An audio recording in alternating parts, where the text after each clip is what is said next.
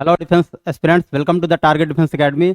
और आज मैं आपको ज्योग्राफी का सबसे इंपॉर्टेंट टॉपिक जो कि है लैटीट्यूड और लॉन्गिट्यूड मैं आपको पढ़ाने वाला हूँ।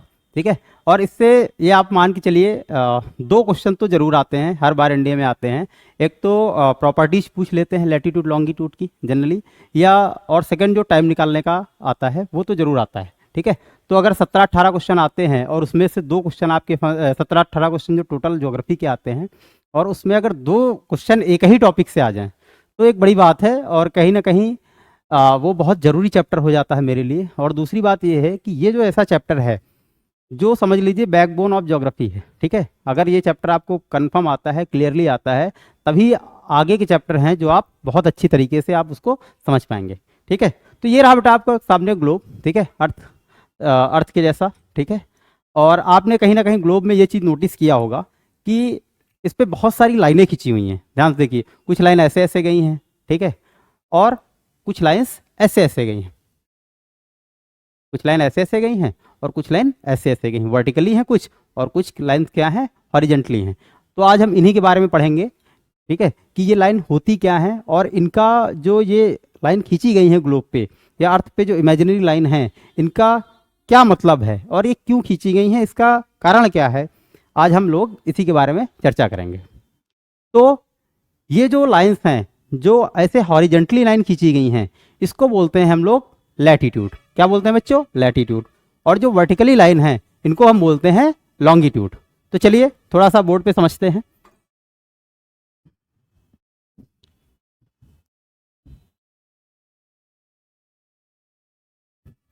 ये रहा आपके सामने सर्किल। आपने नोटिस किया होगा कि अर्थ के बीचों बीच से एक लाइन जाती है, एकदम बीचों बीच से, जिसको कि हम बोलते हैं 0 डिग्री। 0 डिग्री बोलते हैं या इक्वेटर बोलते हैं। क्या बोलते हैं बच्चों? 0 डिग्री बोलते हैं या इक्वेटर बोलते हैं।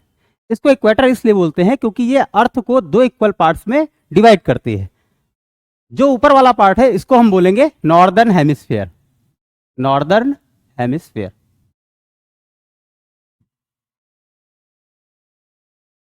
और जो नीचे वाला पार्ट है इसको हम बोलेंगे सदर्न हेमिस्फीयर।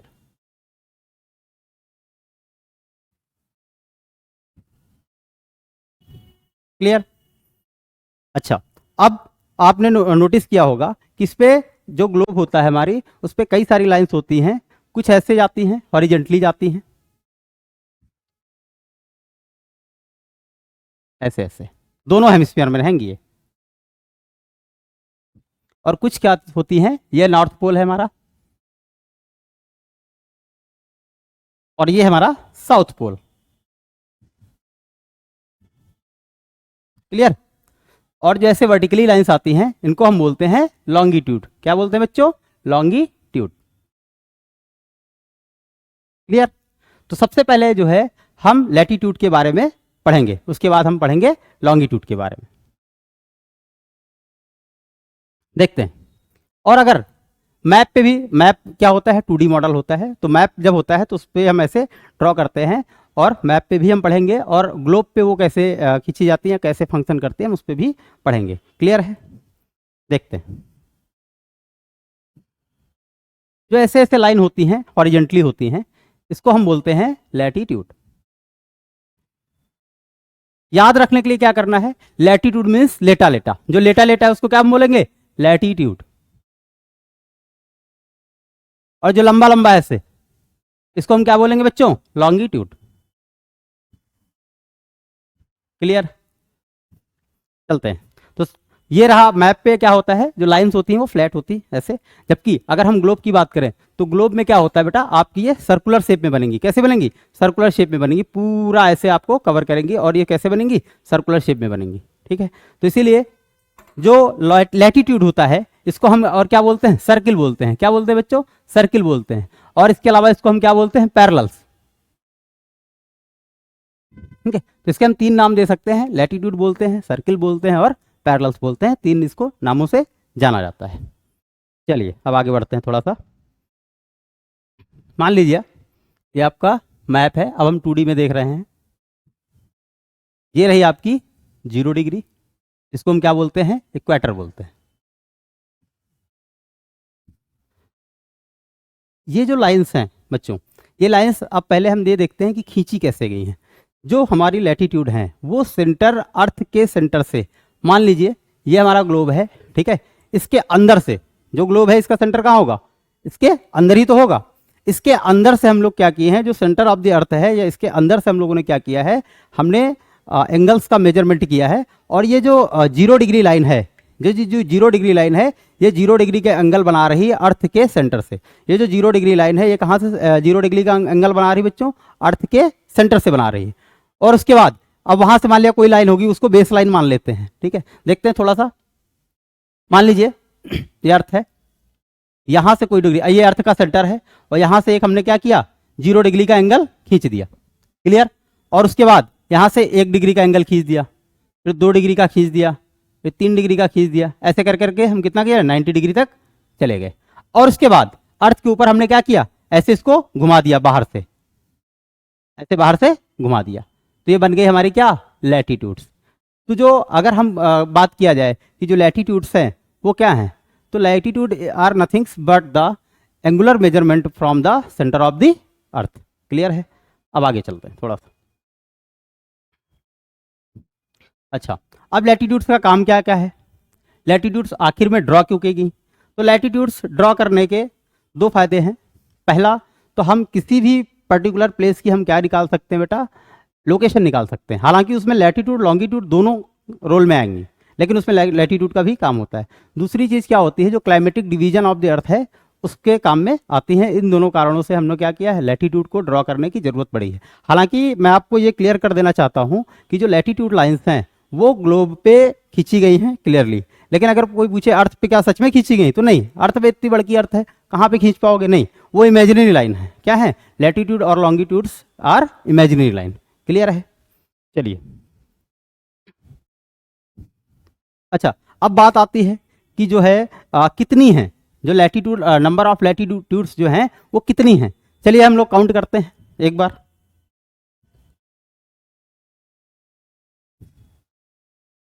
तो एक तो ये रही हमारी 0 डिग्री।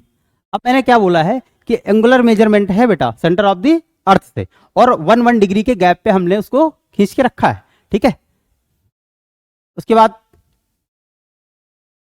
1 डिग्री, 2 डिग्री, और ऐसे कर करके ये कहाँ तक जाती है बेटा, 90 डिग्री तक। कितना जाती है, 90 डिग्री। और 90 डिग्री हमारा क्या है, नॉर्थ पोल। क्या बच्चों, नॉर्थ पोल।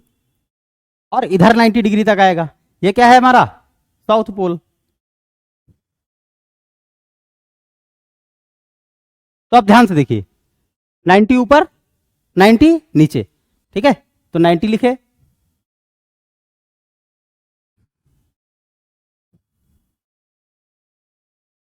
ठीक है, 90 ऊपर हो गई और 90 नीचे हो गई, और प्लस बीच में एक 0 डिग्री वाली। तो अगर इसको टोटल काउंट करेंगे तो कितना आ जाएगा, 181, क्लियर। लेकिन अगर एक चीज ध्यान रखिएगा, अगर क्वेश्चन एग्जाम में आए कि नंबर ऑफ लैटिट्यूड लाइंस कितनी हैं, तब तो हो जाएगा 181, क्योंकि 90 ऊपर, 90 नीचे, और बीच में कितनी, 0 डिग्री। लेकिन अगर क्वेश्चन में ये आए नंबर ऑफ सर्कल्स कितने हैं, नंबर ऑफ सर्कल्स कितने हैं, तब 181 नहीं होगा, तब हो जाएगा आपका आंसर 179। कैसे होगा बेटा, बात ये होती है कि जो ऊपर वाला पार्ट है, जो अपर मोस्ट पार्ट होगा लैटिट्यूड का, वो सर्कल नहीं बनाएगा, वो क्या बनाएगा, एक पॉइंट बनाएगा। क्योंकि सर्कल की डिफिनेशन बेटा ये होती है कि कम से कम कुछ ना कुछ एरिया क्या हो, वो बाउंड करे, उसके अंदर कुछ ना कुछ एरिया होना चाहिए, तभी हम उसको एक कंप्लीट सर्किल मान सकते हैं। जबकि पॉइंट को हम सर्कल नहीं बोल सकते हैं, क्योंकि पॉइंट के अंदर एरिया नहीं होता है, नेग्लिजिबल होता है, इसलिए हम पॉइंट को सर्कल नहीं बोल सकते हैं। इसलिए नॉर्थ पोल और साउथ पोल को हम इसमें क्या कर देंगे, माइनस कर देंगे, ठीक है। तो 179 आएगा। अगर मान लिया पूछा जाए नंबर ऑफ सर्कल्स कितने हैं, तो आंसर आपका क्या होगा, 179। यही अगर हम 2D पे ड्रा करें, 2D मैप पे ड्रा करें, बच्चों ध्यान से देखिएगा बेटा, अगर हम 2D मैप पे ड्रा करें तो ये रहा 0 डिग्री, और ऐसे ऐसे कर 1 2 3 4 5 कर करके हम कितना, 90 डिग्री तक चले जाएंगे। तो 90 ऊपर हो जाएंगी लाइंस, 90 नीचे हो जाएंगी, और बीच में एक 0 डिग्री, तो कितना आ जाएगा, 181। तो नंबर ऑफ लैटिट्यूड लाइंस कितनी है बच्चों, 181। नंबर ऑफ सर्कल्स कितने हैं, 179। ये बात क्लियर है। चलो आगे बढ़ते हैं। अब देखना ध्यान से,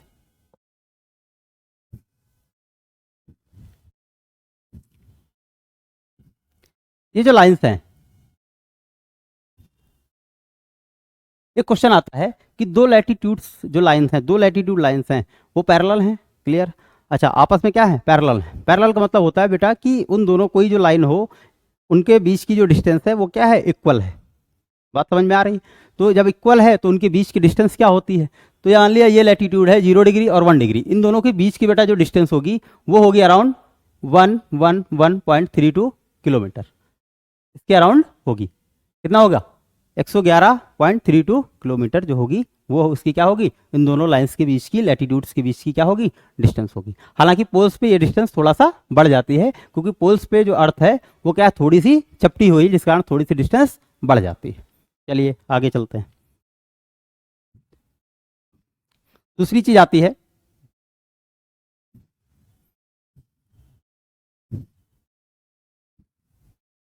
ये है 0 डिग्री। ये क्या है? 0 डिग्री। क्लियर? अच्छा,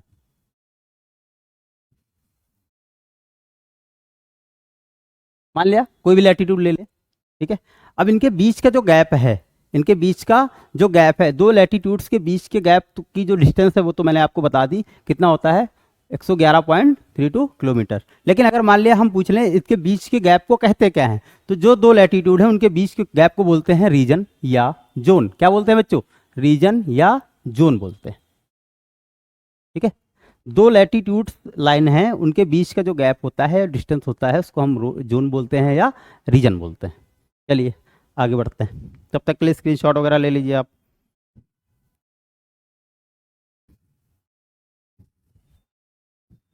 अब ध्यान से देखते हैं, ये रही आपकी 0 डिग्री। देखिए, एक चीज ध्यान रखिएगा कि जितना भी आप पढ़ रहे हैं इसमें, ठीक है, फिगर बहुत जरूरी है। ये पहला ऐसा टॉपिक है, मतलब ज्योग्राफी में तो फिगर की तो क्लैरिटी 100% आपकी होनी चाहिए। जितना ज़्यादा आप फिगर बनाएंगे, जितना ज़्यादा आप फिगर बनाएंगे, जितनी ज़्यादा प्रैक्टिस करेंगे, उतना ही ज़्यादा ज्योग्राफी आपकी क्लियर होती चली जाएगी। ये बात आप लिख के रख लीजिए, क्योंकि अगर आप रटने के चक्कर में पड़ेंगे ज्योग्राफी, क्योंकि ज्योग्राफी को मैं स्टडी ऑफ जियो या स्टडी ऑफ द अर्थ ही नहीं कहता हूँ, क्योंकि ज्योग्राफी को मुझे ऐसा लगता है कि कहीं सिर्फ उतना ही नहीं है। ठीक है, geography is like a geo science. ठीक है, अर्थ की जो साइंस है उसके बारे में पढ़ना, उसकी स्टडी करना को मैं ज्योग्राफी समझता हूँ। क्योंकि और कहीं ना कहीं ये हर एक चीज़ कहीं ना कहीं आपकी मैथ्स और साइंस से रिलेटेड है, पूरी की पूरी ज्योग्राफी। इसलिए आपको थोड़ा सा फिगर बनाना होगा, दिमाग और कान पूरे खुले रखने होंगे, और आपकी कॉन्सेप्चुअल जो अंडरस्टैंडिंग है उसको बहुत ज़्यादा डेवलप करना होगा। अगर याद करने के चक्कर में पड़ेंगे तो उतना याद हो नहीं पाएगा, और कॉन्सिक्वेंटली क्या होगा कि आपकी ज्योग्राफी वीक रह जाएगी। तो बहुत ही समझ के सोच के आपको पढ़ाई करनी। क्लियर है? चलिए, अच्छा, अब सबसे इंपॉर्टेंट चीज आती है कि ये है आपकी क्या, कौन सी लाइन? 0 degree line. लेकिन आपने सुना होगा कि एक लाइन है जिसको कि हम बोलते हैं ट्रॉपिक ऑफ कैंसर। क्या बोलते हैं बच्चों? ट्रॉपिक ऑफ कैंसर बोलते हैं। और वो पास होती है 23.5 डिग्री नॉर्थ। और एक दूसरी लाइन है जिसको कि हम बोलते हैं ट्रॉपिक ऑफ कैप्रिकॉन, जो कि पास होती है 23.5 डिग्री साउथ। अब ये क्या वाला आ गया? अभी मैं आपसे बोला था कि जो लैटिट्यूड्स हैं वो 1 डिग्री के गैप पे क्या की गई हैं? खींची गई हैं 1 डिग्री के गैप पे। बात समझे? तो ये आधा डिग्री का गैप यहाँ कहाँ आ गया? और दूसरी चीज ये है कि इसके अलावा कोई ऐसी लाइन है जिसके बारे में हम सुनते हैं जो कि हाफ डिग्री के एंगल पे हो? हाँ, दो लाइन्स और हैं। एक है ऊपर बेटा आपका आर्कटिक सर्कल, इसकी जो वैल्यू है 66.5 डिग्री। और दूसरा यहां पे है, हमें मिलेगा अंटार्कटिक सर्किल, जिसकी वैल्यू है 66.5 डिग्री साउथ। और इसको बोलते हैं tropic of Cancer, sorry tropic of Capricorn, और इसको बोलते हैं ट्रॉपिक ऑफ कैंसर।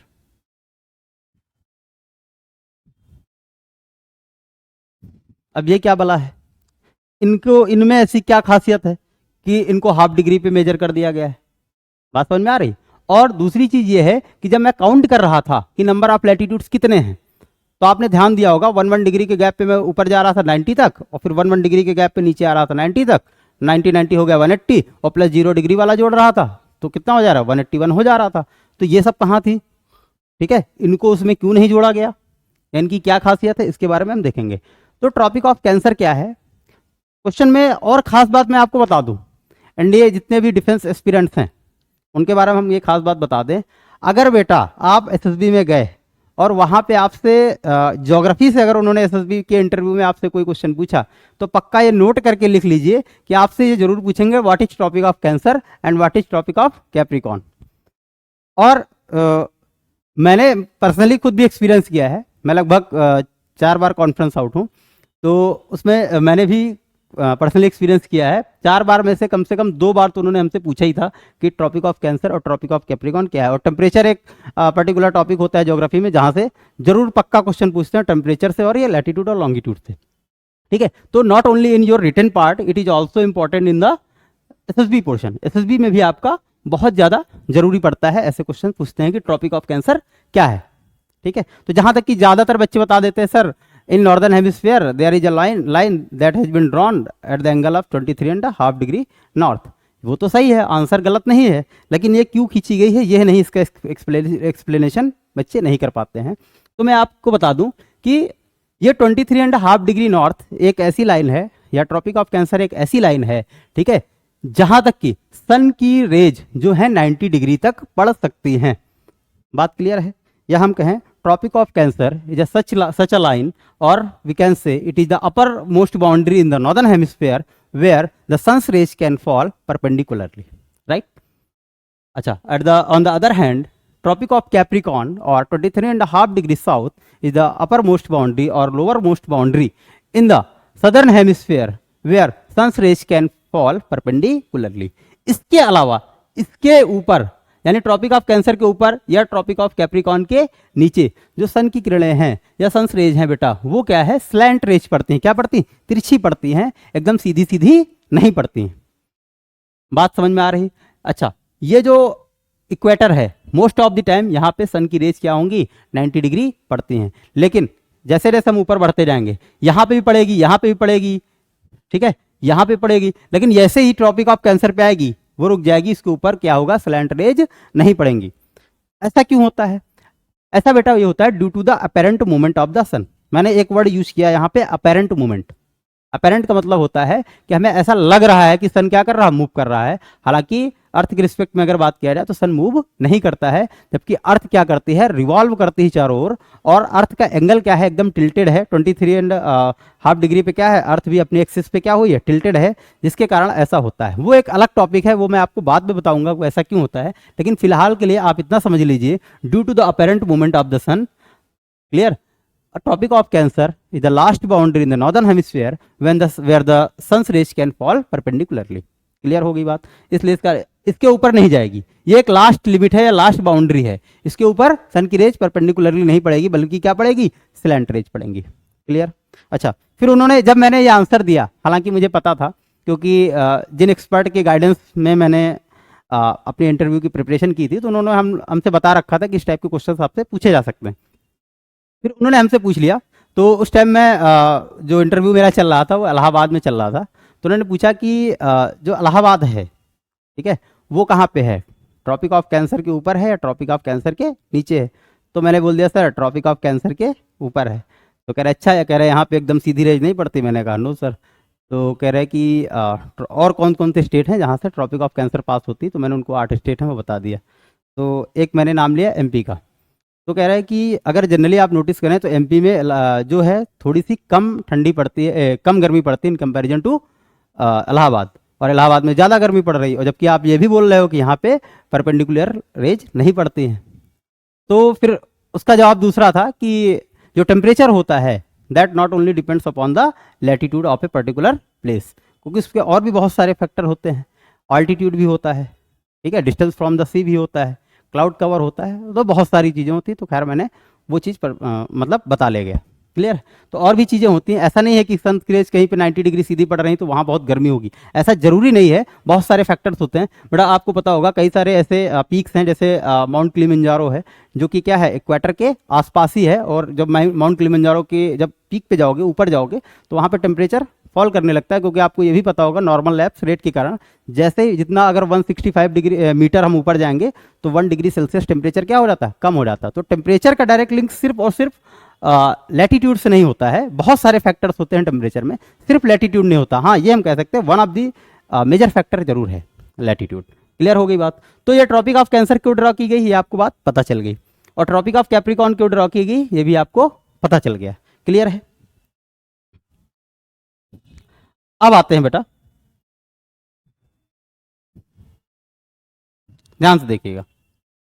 अब आते हैं, अगर हम बात करें 66.5 डिग्री नॉर्थ एंड 66.5 डिग्री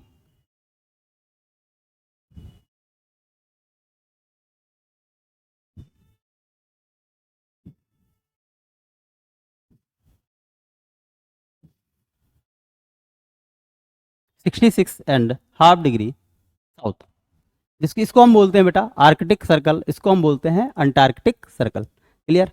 अब इनको क्यों ड्रॉ करने की जरूरत पड़ गई, तो इसके बारे में हम थोड़ा सा ध्यान देते हैं, देखते हैं बेटा।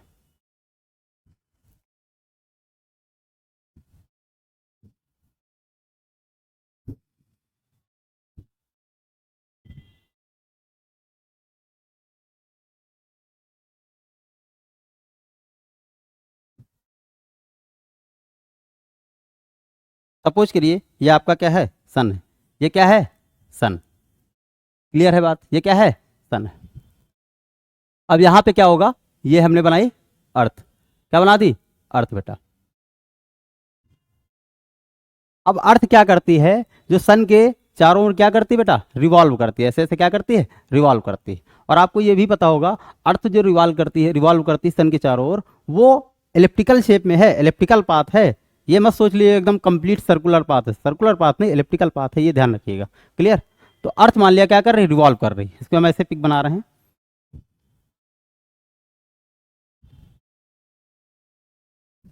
इधर ध्यान से देखिएगा, सॉरी थोड़ा सा थोड़ा बनाते हैं।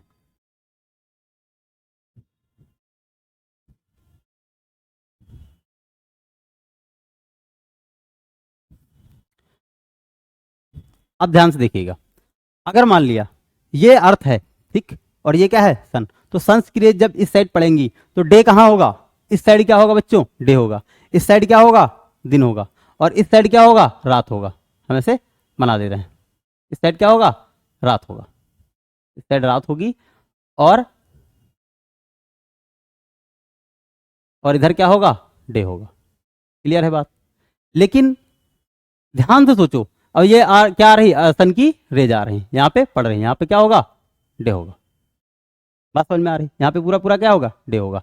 लेकिन ध्यान से सोचें कि चूंकि ये अर्थ क्या है, टिल्टेड है, अर्थ क्या है, टिल्टेड है, इसलिए अर्थ की जो सन की किरणें हैं वो यहां तक पहुंच जाएंगी, इस साइड तक पहुंच जाएंगी, यहां तक पूरी पूरी सन की रेज क्या है बेटा, पहुंच जाएंगी।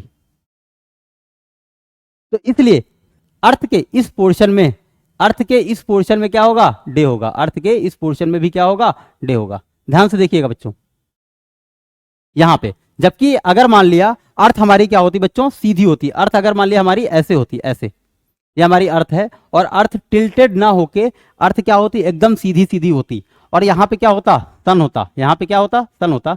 तो पूरे पूरे पोर्शन में, इस साइड में, इस साइड पूरे पूरे पोर्शन में क्या होता, दिन होता, और जबकि इसके अपोजिट साइड पूरे पूरे पोर्शन में क्या होता, नाइट होती।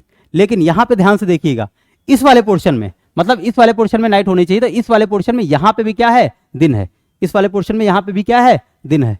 और उधर जबकि यहाँ पे क्या होना चाहिए था, दिन होना चाहिए था, इस पॉइंट पे ध्यान दीजिए, यहाँ पे क्या होना चाहिए, दिन होना चाहिए। चूंकि अर्थ क्या है, उस साइड टिल्टेड है, इसलिए यहाँ पे दिन नहीं है, बल्कि क्या है, नाइट है, और सन की रेज ऐसे क्या है, उस साइड सीधे निकल जा रही हैं और इसको टच नहीं कर पा रही हैं। इस कारण क्या होता है कि जो इधर वो वाला उधर वाला पोर्शन है, अर्थ के अपोजिट साइड वाला पोर्शन है, वहां पे क्या हो जाएगा, यहाँ पे दिन होगा सदर्न हेमिस्फीयर में, और नॉर्दर्न हेमिस्फीयर में जहां पे जो सन के फ्रंट में जो फेस है वहां पे क्या होना चाहिए, दिन होना चाहिए, लेकिन वहां पे क्या है, रात है। ये बात समझ में आ रही कि नहीं आ रही, क्लियर।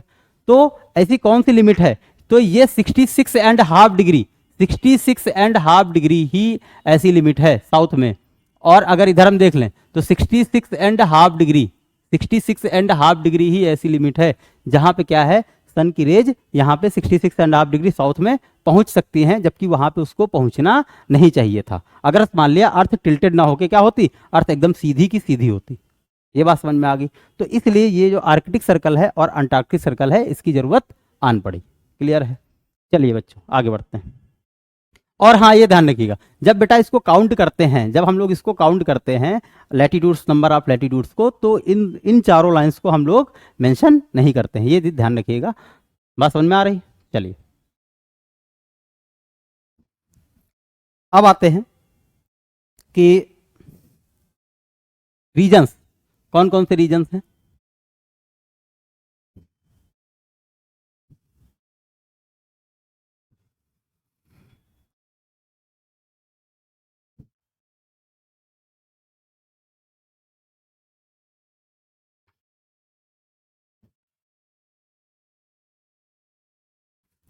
मान लिया बेटा ये क्या है, आपकी अर्थ, ठीक है। अब ये आप कौन सी लाइन होगी, 0 डिग्री लाइन होगी, इसको क्या बोलेंगे, 0 डिग्री लाइन बोलेंगे। और ये क्या है, ट्रॉपिक ऑफ कैंसर, जो कि 23.5 डिग्री नॉर्थ से पास होती है, इसको क्या बोलते हैं, tropic of Capricorn, 23.5 degree south.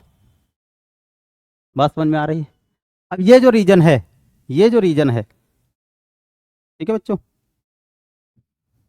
ये वाला जो रीजन है, इसके और इसके बीच में, ट्रॉपिक ऑफ कैंसर और ट्रॉपिक ऑफ कैप्रिकॉर्न के बीच में जो रीजन है, हमने आपको पहले बताया था, ट्रॉपिक जो दो लैटिट्यूड्स होती हैं उनके बीच की जो एरिया होता है उसको हम रीजन या जोन बोलते हैं, ये चीज ध्यान रखिएगा। अब ये वाला जो रीजन है, क्लियर, इसको हम बोलते हैं ट्रॉपिकल रीजन। क्या बोलते हैं बच्चों, ट्रॉपिकल रीजन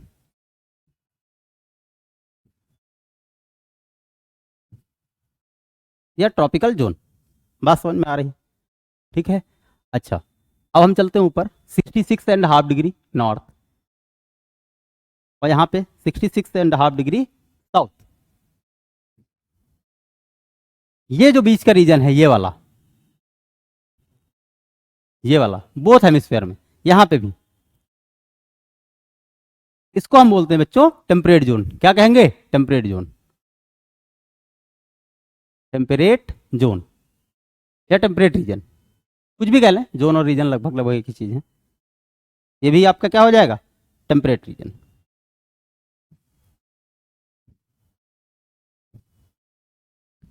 ये बात समझ में आ गई, ये वाला।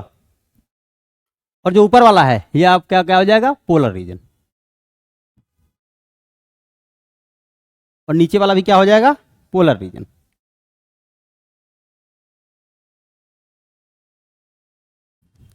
ये बात क्लियर है? चलिए इसको और थोड़ा सा बढ़िया से साफ साफ बना देते हैं, ताकि आप लोग उसको क्या कर लें, नोट कर सकें।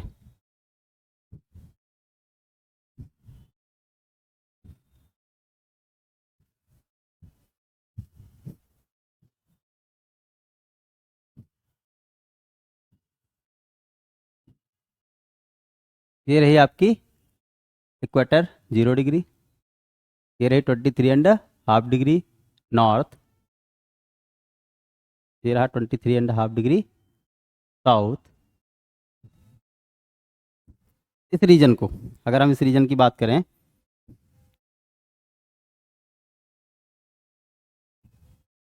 ये वाला जो रीजन आया, ट्रॉपिक ऑफ कैप्रिकॉर्न और ट्रॉपिक ऑफ कैंसर के बीच में, इसको हम बोलेंगे बच्चों ट्रॉपिकल रीजन।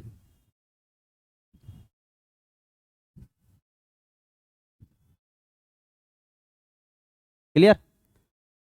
और ये वाला जो रीजन है 66.5 डिग्री नॉर्थ, इसको हम बोलेंगे बच्चों टेम्परेट रीजन।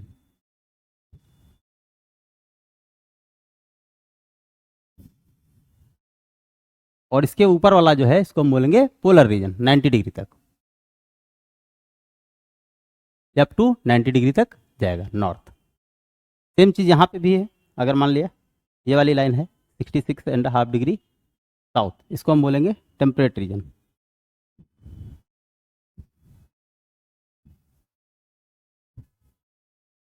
यहाँ वाला, इसको क्या बोलेंगे, 90 डिग्री साउथ तक की, up to the 90 degree south, इसको हम बोलेंगे बच्चों पोलर रीजन।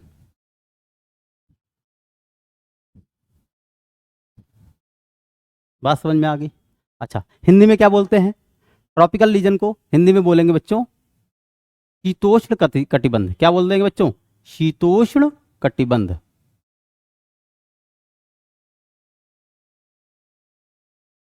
हिंदी में जो दो लैटिट्यूड हो या दो अक्षांश हैं, उनके बीच के गैप को हम क्या बोलते हैं, हिंदी में कटिबंध बोलते हैं। क्या बोलते हैं बच्चों, कटिबंध बोलते हैं। टेम्परेट को हम बोलते हैं सॉरी सॉरी, एक गलती होगी छोटी सी, इसको हम बोल देंगे उष्ण कटिबंध। शीतोष्ण ये वाला हो जाएगा, इसको बोलेंगे उष्ण कटिबंध। थोड़ा सा हिंदी इंग्लिश का है, इसको हम बोलेंगे उष्ण कटिबंध। क्या बोलेंगे बच्चों? उष्ण कटिबंध।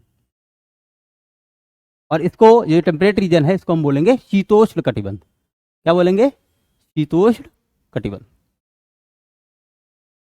इसको, ये भी टेम्परेट रीजन, इसको भी क्या बोलेंगे? शीतोष्ण कटिबंध हिंदी में। तो ये पोलर रीजन, इसको हम क्या बोलेंगे? ध्रुवीय क्षेत्र। क्लियर हो गई बात?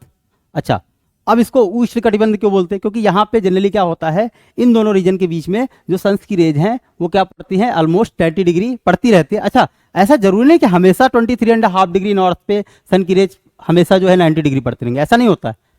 ठीक है, एकदम क्लियरली 23.5 डिग्री नॉर्थ या ट्रॉपिक ऑफ कैंसर पे जो सन की रेज हैं वो पड़ती हैं सीधी या तो 21 या 22 जून को ही पड़ती हैं, उसी के आसपास पड़ती हैं, एकदम 90 डिग्री पड़ती हैं। उसके बाद सन क्या होता है? फिर से नीचे मूव करने लगता है, अपेरेंट मूवमेंट होता है सन का। एक्चुअल में सन मूव नहीं करता, सन जो है मूव नहीं करता, वो अर्थ जो है रिवॉल्व करती है, तो उसके हिसाब से एंगल बनता रहता है। तो ऐसा लगता है कि सन ऊपर नीचे हो रहा है, फ्लक्चुएट हो रहा है, लेकिन वो जो अर्थ है अपनी एक्सिस पे जो टिल्ट है उसके कारण ऐसा होता है, हमें ऐसा आभास होता है कि सन क्या कर रहा है? ऊपर नीचे जा रहा है। तो अगर मान लिया एक टाइम पे यहाँ पे पड़ रही है सन की रेज, क्या है? 90 डिग्री इस रीजन में पड़ रही है यहाँ पे, तो थ्रू आउट इस पूरे के पूरे लैटिट्यूड पे क्या पड़ेगी? 90 डिग्री पड़ेगी।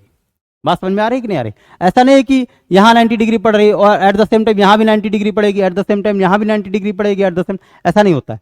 जिस जगह पे पड़ रही है, आपको एक पॉइंट देखिए, अगर मान लिया यहाँ पे 90 डिग्री पड़ रही है तो पूरे के पूरे उस लैटिट्यूड पे क्या हो गया? अर्थ की, सन की जो रेज है वो क्या पड़ेंगी बेटा? 90 डिग्री पड़ेंगी। बात क्लियर है? चलिए आगे बढ़ते हैं। अच्छा, एक चीज और ध्यान दीजिए, इसको, ये जो पोलर रीजन है, इसको हम पोलर रीजन है, इसको देखिए, हर चीज का कोई ना कोई क्या होता है? निकनेम होता है। तो पोलर रीजन को हम और क्या बोल देते हैं? Frigid zone. क्या बोलते हैं बेटा? फ्रीजिड जोन, क्योंकि यहाँ पे हमेशा बर्फ रहती है, हमेशा, मोस्ट ऑफ द टाइम। और ये जो ट्रॉपिकल रीजन है, इसको हम और वो क्या बोलते हैं बेटा? Torrid zone. क्या बोलते हैं बच्चों? Torrid zone.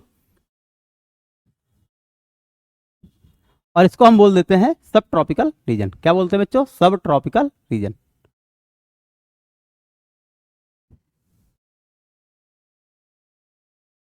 अब आपको पता होगा, सब हर जगह जहां पे भी सब वर्ड आए, सब SUB, वो क्या होगा? वो यानी कि किसी ना किसी चीज से क्या होगा? छोटा होगा। ये सब इंस्पेक्टर, इंस्पेक्टर क्या होता है? बड़ा। सब इंस्पेक्टर छोटा। बात क्लियर?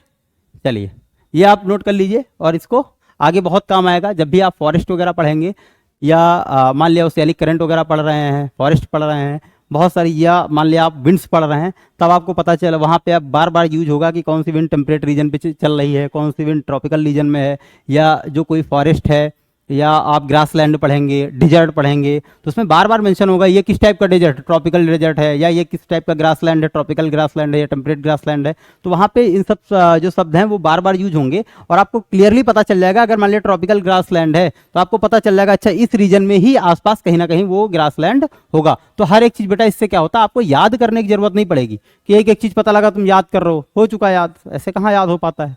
ठीक है, तो जब आपके अंदर कॉन्सेप्चुअल अंडरस्टैंडिंग होगी तो बहुत ही बेहतर तरीके से आप खुद ही हर एक चीज ऑटोमेटिकली कनेक्ट कर लोगे। चलिए चलते हैं। अब हम इसके बाद हम पढ़ते हैं थोड़ा सा लॉन्गिट्यूड। क्या पढ़ेंगे बच्चों? लॉन्गिट्यूड। अच्छा, एक चीज मैं और क्लियर कर देना चाहूंगा, देखो बच्चों,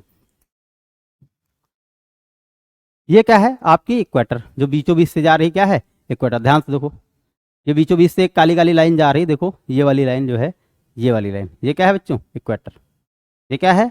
इक्वेटर। ठीक, अब इसके ऊपर जैसे हम जाते जाएंगे, जैसे जाते जाएंगे, या इसके नीचे, हम इसके नीचे क्या करें? जाते रहें, तो जो सर्कल हैं, ऐसे ऐसे सर्कल जो बन रहे हैं, ऐसे ऐसे बच्चों जो सर्कल बन रहे हैं, आप ये ध्यान से देखोगे कि ये छोटे होते जा रहे हैं। क्या होते जा रहे हैं? छोटे होते जा रहे हैं। और नीचे भी आप आओगे तो ध्यान से देखोगे इसके जो सर्कल्स की जो सरकमफ्रेंस है वो क्या है? छोटे होते जा रहे हैं। तो अगर मान लिया एनडीए में बेटा क्वेश्चंस आते हैं, which one of the following characteristics are correct और इनकरेक्ट अबाउट द लैटिट्यूड, तो उसमें आप क्या ऑप्शन में डाल देगा। ठीक है, each the circumference of each circle keeps decreasing while going from equator to the pole, whether this statement is correct और नॉट। तो हाँ, ये बिल्कुल करेक्ट है, क्योंकि जैसे जैसे हम इक्वेटर से पोल की ओर बढ़ते जाएंगे, जो सर्कल है, ठीक है, उसका जो सरकमफ्रेंस है वो क्या होता जाएगा बेटा? कम होता जाएगा। ये बात समझ में आ गई कि नहीं आ गई? अच्छा, जबकि उनकी डिस्टेंस क्या रहेगी, समान रहेगी, डिस्टेंस क्या रहेगी, सेम रहेंगी, और सेम रहेगी इसीलिए तो इसको पैरेलल कहा गया है, इसीलिए इसको क्या कहा गया है, पैरेलल कहा गया है। चलिए आगे बढ़ते हैं। जबकि अगर मान लिया लैटिट्यूड लाइन की बात किया जाए, भाई जब मैप पे ड्रॉ करते हैं उसको लाइन बोल देंगे, और जब मान लिया ग्लोब पे ड्रॉ करते हैं तो उसको क्या बोलते हैं हम लोग, सर्कल बोलें या लैटिट्यूड्स बोल सकते हैं। क्लियर है। अब मान लिया आपसे पूछा जाए कि अगर मान लिया, अब एक चीज बेटा कॉन्सेप्चुअल क्लैरिटी में एक सबसे बड़ा फायदा रहता है कि आपको अगर सब कुछ नहीं आता है, थोड़ा बहुत आता है, कॉन्सेप्ट क्लियर है, तो भी आप दिमाग लगा ले जाओगे। अब आपको ये पता है कि हम नॉर्थ से 0 डिग्री से अगर हम नॉर्थ पोल की ओर जा रहे हैं या 0 डिग्री से साउथ पोल की ओर जा रहे हैं तो क्या होगा, जो सर्कल का सरकमफ्रेंस है बेटा वो क्या होगा, घटेगा। बात क्लियर है। अब इस हिसाब से अगर मान लिया पूछ लिया जाए कि जितने भी लैटिट्यूड्स हैं उनमें सबसे बड़ा सरकमफ्रेंस कौन से लैटिट्यूड का होगा, और ऑप्शन में आ जाए, आपके ऑप्शन में आ जाएगा 0 डिग्री, 23.5 डिग्री, ठीक है, या 25 डिग्री या 60 डिग्री, तो सबसे बड़ा किसका होगा भाई, 0 डिग्री का होगा, क्योंकि यहां से ऊपर जा रहे हो तब घट रहा है उसका जो सर्कल का सरकमफ्रेंस है, और यहां से नीचे जा रहे हो तब घट रहा। तो अल्टीमेटली सबसे बड़ा जो सरकमफ्रेंस किसका हो जाएगा बच्चों, किसका हो जाएगा, इक्वेटर का। क्लियर है बात। इसीलिए इसको क्या बोलते हैं, द ग्रेट सर्किल। इक्वेटर को एक चीज और बोलते हैं, क्या बोलते हैं बेटा, द ग्रेट सर्किल। और इक्वेटर को हिंदी में बोलते हैं भूमध्य रेखा। क्या बोलते हैं बच्चों, भूमध्य रेखा, क्योंकि अर्थ के बीचों बीच, भू माने क्या होता है, पृथ्वी, मध्य माने बीच, तो बीचों बीच से जो लाइन अर्थ को क्या करती है, डिवाइड करती है, उसको क्या बोलते हैं, भूमध्य रेखा। और ज्योग्राफी के लैंग्वेज में उसको बोलते हैं बेटा विषुवत रेखा। क्या बोलते हैं बच्चों, विषुवत रेखा। अब हम चलेंगे थोड़ा सा लॉन्गिट्यूड के बारे में जानते हैं। ये जो मैप है, ये जो मैप है उस पर जो वर्टिकली ऐसे ऐसे लाइन खींची हैं इसको क्या बोलते हैं बच्चों, लॉन्गिट्यूड्स या देशांतर। क्या बोलते हैं, लॉन्गिट्यूड्स या देशांतर रेखा। बात समझे या नहीं समझे। अब देशांतर रेखा के बारे में ये है, यहां से शुरू होती है, नॉर्थ पोल से शुरू होती है और कहां तक जाती है बच्चों, साउथ पोल तक जाती है, इसको बोलते हैं देशांतर। अगर ग्लोब पे है तो उसको देशांतर बोलेंगे, मैप पे है तो उसको देशांतर रेखा बोलेंगे, क्योंकि रेखा के लिए क्या होता है, एक सीधी लाइन होनी चाहिए। क्लियर है। अब इसमें खास बात एक आपको ध्यान रखना है, ये ग्लोब है बच्चों, ये क्या है, ग्लोब है, ठीक। इसमें आप नोटिस करिएगा, अगर आपके पास ग्लोब है तो नोटिस करिएगा कि यहाँ से एक ऐसे लाइन चलती है, ऐसे यहाँ से ऐसे चली, ठीक है, और साउथ पोल तक पहुंची, नॉर्थ पोल से चली साउथ पोल तक पहुंची, बस वहीं पे एंड। नॉर्थ पोल से चली साउथ पोल पे पहुंची, नॉर्थ पोल से चली साउथ पोल पे पहुंची, नॉर्थ पोल से चली साउथ पोल पे पहुंची। मतलब क्या है कि ऐसा नहीं कि पुर से उसको ऐसे क्रॉस करे, ऐसे नहीं करती, पूरा राउंड नहीं घुमाती, फिर नॉर्थ पोल से चल के साउथ पोल तक पहुंचती। तो ये क्या बना, आधा सर्किल ही तो बना, इसको हम क्या बोलेंगे, सेमी सर्किल। तो लॉन्गिट्यूड्स क्या है बेटा, अगर लैटिट्यूड की बात करें तो एक कंप्लीट सर्किल फॉर्म कर रहे थे, जबकि ऑन द अदर हैंड जो लॉन्गिट्यूड है वो कंप्लीट सर्किल फॉर्म नहीं करते हैं, बल्कि वो क्या है, हेमिस्फीयर है, क्या सॉरी हेमी सर्किल है या सेमी सर्किल है। बात क्लियर है। जो लॉन्गिट्यूड हैं वो क्या है, सेमी सर्किल हैं। और बेटा इस बार एनडीए जो अप्रैल में हुआ है उसमें लॉन्गिट्यूड से रिलेटेड क्या हुई, प्रॉपर्टीज आई थी, तो इसलिए और उसमें ये ऑप्शन दिया था whether they are semi circle और कंप्लीट सर्किल। तो आप ध्यान रखिएगा बेटा, अगर अब मान लिया दोबारा आए तो आप ये बात याद रखिएगा कि longitudes are not do not form complete circle but semi circle. Clear है। चलिए अब लॉन्गिट्यूड के बारे में पढ़ते हैं। जो बीचों बीच से पूरी पूरी जाती है इसको क्या बोलते हैं, 0 डिग्री। क्या बोलते हैं बच्चों, 0 डिग्री।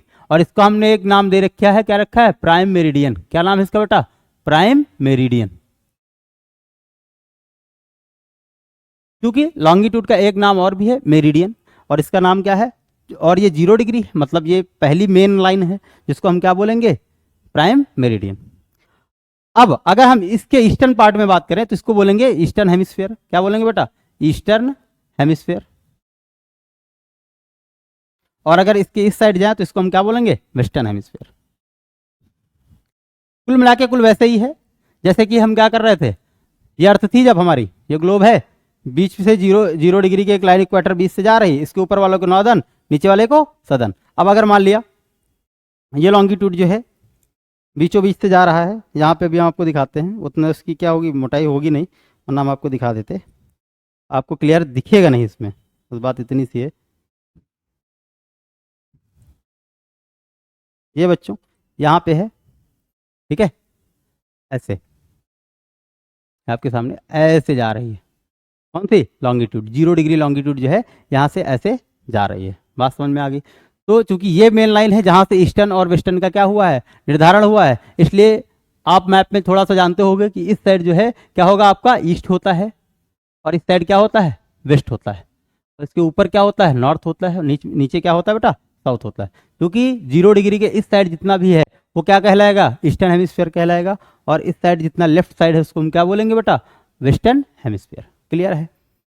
अब देखते हैं, क्योंकि हम जो लॉन्गिट्यूड्स है उसको हम क्या बोलते हैं, मेरिडियंस भी कहते हैं, और ये सबसे इंपॉर्टेंट वाली लॉन्गिट्यूड है, इसलिए इसका क्या नाम रख दिया गया है, प्राइम मेरिडियन। 0 डिग्री की हम बात कर रहे हैं, इसको इसका क्या नाम रख दिया गया है बच्चों, प्राइम मेरिडियन। क्लियर। हिंदी में इसको देशांतर बोलते हैं। हिंदी में क्या बोलते हैं, देशांतर या देशांतर रेखाएं। एक नाम और उसका है यामोत्तर। क्या नाम है बच्चों, यामोत्तर हिंदी में। हिंदी वाले बच्चे भी अपना थोड़ा सा ध्यान दें। दूसरी चीज, अगर मान लिया आपका ग्लोब है तो थोड़ा सा ऑब्जर्व करिएगा, जो लॉन्गिट्यूड्स हैं वो यहाँ से चलती हैं बच्चों, और यहाँ पे आके क्या हो जाती है, खत्म हो जाती है। पहला तो मैंने आपको फैक्ट बताया कि जो बेटा लॉन्गिट्यूड्स हैं वो फॉर्म करती हैं सेमी सर्किल। क्या फॉर्म करती है बच्चों, सेमी सर्किल। दूसरा, अगर आप थोड़ा सा ध्यान से देखें, अगर आप थोड़ा सा इसमें ध्यान से देखें लॉन्गिट्यूड के बारे में, मैं आपको दिखा रहा हूँ, इसमें थोड़ा सा ध्यान से देखें अगर आप, तो ये पाएंगे, ये देखिए लॉन्गिट्यूड्स आपको दिख रही हैं, ये ऐसे ऐसे जा रही हैं। ठीक है, इसमें आप ध्यान से देखेंगे कि जो दो लॉन्गिट्यूड्स हैं उनकी डिस्टेंस आपस में क्या रही, घटती जा रही है। उनकी डिस्टेंस आपस में क्या है, घटती जा रही है। और उनकी जो मैक्सिमम डिस्टेंस है वो आपको कहाँ पे देखने में मिलेगी, इक्वेटर पे। इक्वेटर पे बेटा दो लॉन्गिट्यूड की डिस्टेंस क्या होगी, मैक्सिमम होगी। ये देखिए दो लॉन्गिट्यूड्स हम आपको दिखा रहे हैं यहाँ पे, ये देखिए दो लॉन्गिट्यूड्स हैं। ठीक, इनकी डिस्टेंस आपको इक्वेटर पे ज़्यादा देखने को मिल रही है, ध्यान से देखो बच्चों। ठीक, दो लॉन्गिट्यूड जो है इक्वेटर पे सबसे ज़्यादा देखने को मिल रही है, और जबकि नीचे से ऊपर जब जा रहे हैं तो क्या हो रही है, दो लॉन्गिट्यूड के बीच की डिस्टेंस आपस में क्या हो रही है, कम हो रही है। ठीक, थोड़ा सा गौर करिएगा। देखिए ये वाली लाइन है ऐसे जा रही है, और उसके बाद इधर वाली, इस साइड वाली जो लाइन है ऐसे जा रही है। अब इन दोनों के बीच की डिस्टेंस आप देखिए, ज़रा गौर करिए, इन दोनों के बीच की डिस्टेंस आप क्या करिए, गौर करिए। देखिए यहाँ पे देखिए, और थोड़ा सा ऊपर जाके देखिए, और थोड़ा सा नीचे जाके, इन लोगों के बीच की डिस्टेंस क्या हो रही है बेटा, इन दोनों की देखिए क्या हो रही है, ज़्यादा हो रही, बढ़ रही। ऊपर से नीचे आ रहे हैं तो बीच की डिस्टेंस क्या होगी, ज़्यादा होगी। 0 डिग्री से पोल की ओर जाएंगे तो दो लॉन्गिट्यूड के बीच की डिस्टेंस क्या होगी, कम होगी। पोल से इक्वेटर की ओर पोल से इक्वेटर की ओर आने पे जो दो लॉन्गिट्यूड हैं उनके बीच की डिस्टेंस बेटा क्या होगी, बढ़ेगी। जबकि इक्वेटर से अगर हम पोल की ओर जा रहे हैं, अगर इक्वेटर से हम पोल की ओर जा रहे हैं तो दो लॉन्गिट्यूड हैं उनके बीच की डिस्टेंस क्या हो जाएगी, कम हो जाएगी। ये प्रॉपर्टी लिख लीजिए, ये प्रॉपर्टी आप लिख लीजिए लॉन्गिट्यूड के बारे में। दो चीज लिख लिए। ठीक, पहला, on going from equator to the poles, the distance between two longitudes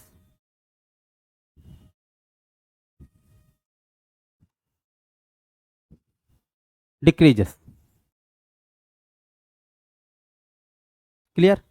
दूसरा चीज ये लिखिएगा, the distance between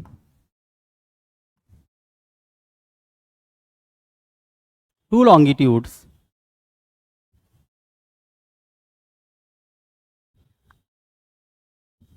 is maximum at equator.